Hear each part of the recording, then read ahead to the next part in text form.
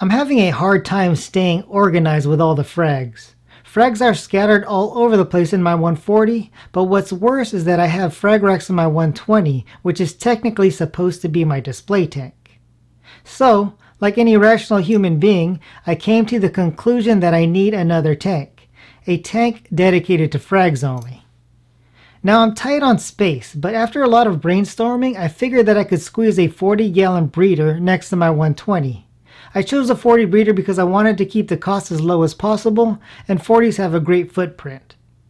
But in order for me to pull this off in 6 feet of wall space, I had to move the existing tank, which was originally centered. I had to move that to the far right corner. Then, the only way that I could fit a 40-gallon breeder is to have it peninsula style or perpendicular right next to the 120.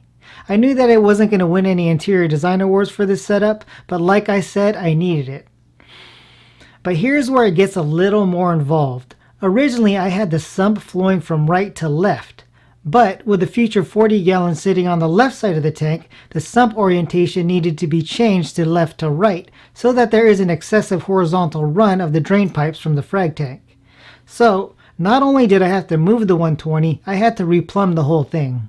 Now you would think that breaking down a fully stocked 120 gallon reef tank is a big deal. That was actually the easy part since I have all of my colonies on pegs and they're just stuck into holes in the rocks. Also, my aquascape is cemented together, so as long as I eat my Wheaties, I can pull the rock out easily and not have to worry about rescaping. It was really just busy work.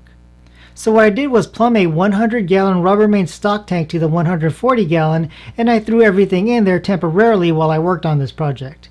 As with any project, things go wrong, like discovering a rotting fish, a crappy leaky bulkhead, a frayed skimmer cord, and the whole project taking a lot longer than I expected, partly because I got sick. But I powered through and eventually persistence paid off.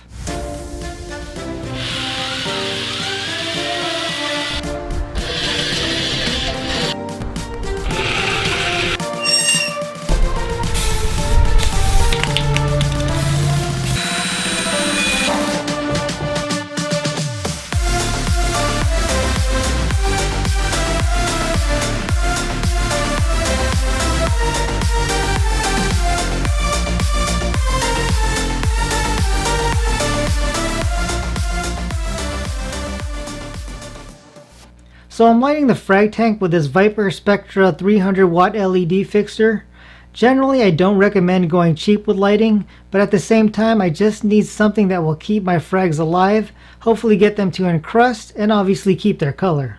But this is where I kind of regret going cheap yet again. There are a couple of things that I already don't like about this fixture. First, the mixture of colors. Way too many whites and blues and not enough royal blues and violets. But that's kind of just my preference. The other thing I don't like about this fixture is the optics, which is not unique to this particular fixture and is seen in most LEDs. See, the great thing about optics is that they concentrate light, which makes them energy efficient, but the bad thing about optics is that they concentrate light, so they have poor spread, which is not ideal for acros. But this is something that I could easily remedy by cracking it open and removing all the lenses if I have to, and if worse comes to worse, I could just gut the whole thing and put in my own LEDs. But we'll see how it goes. I'll give it a fair shot for about a month, and we'll see after that. So I made a few changes to the 120. I changed the bulb combo a little bit.